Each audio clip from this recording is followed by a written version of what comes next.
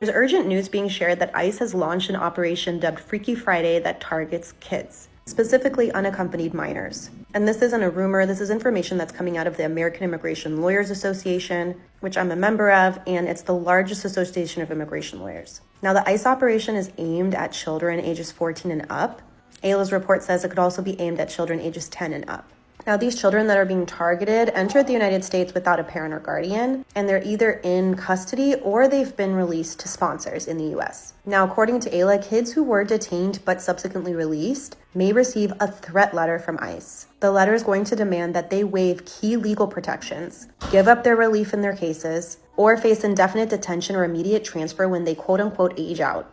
ICE will also be coercing children into paying them $2,500 if those children agree to return to their home country. If they refuse, they will be threatening the arrest of their parents or other guardians in the US. Both children still in custody and those who have been released are targets. The administration also anticipates legal challenges, but they're going to proceed with this anyway. So in short, instead of going after quote-unquote dangerous criminals, the administration is threatening children, coercing vulnerable kids to give up their rights through intimidation and coercion. And what's crazy is that these kids are supposed to be protected by the laws on our books.